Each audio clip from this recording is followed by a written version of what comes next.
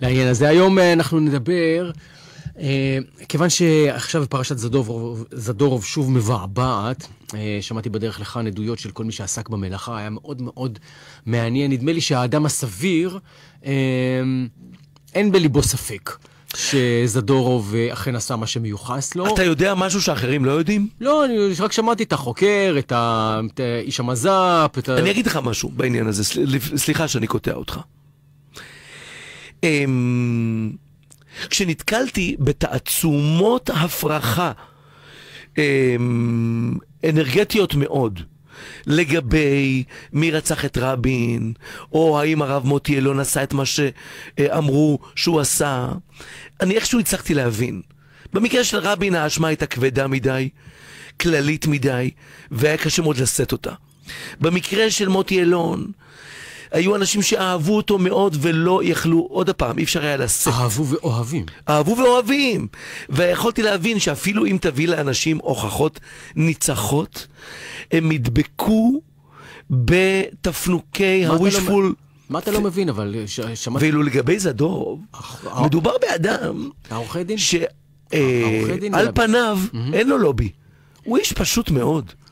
נטול משאבים, ואף על פי כן, מתחת כל עץ רענן אני פוגש אנשים שמוכנים לחתוך לעצמם אצבע כדי להוכיח שהוא חף מפה. זה מדהים. א', מאמיני קונספירציות יש בכל מקום, וזה חלק מהתרבות שלנו היום, ויש אנשים שהחוסר האמונה שלהם או השעמום שלהם בחייהם הפרטיים הוא כזה שהם מוכנים לקנות כל דבר. עכשיו, שמעתי את החוקר בדרך כאמור, והוא סיפר שזדורוב הודה פעמיים, ואז העורך דין ישב לו על הווריד, ואז הוא חזר בו, יכול להיות, אבל יש המון סיפורים כאלה, אין בכלא אדם אחד שהוא לא חף מפשע.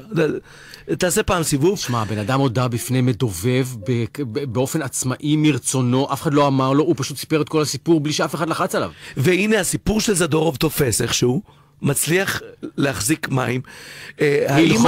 האמא של תאיר רדה מדי פעם טוענת שהיא לא מאמינה שהוא. אז מה אם לא מאמינה? מה זה קשור?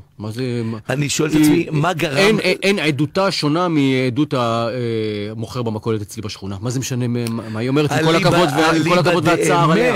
אבל עם כל הכבוד לאמת, מי זה מעניין?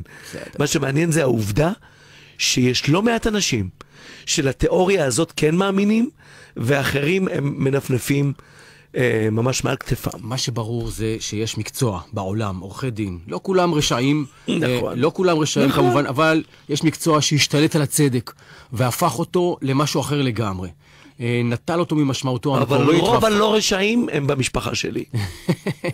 ואנחנו נדבר על צדק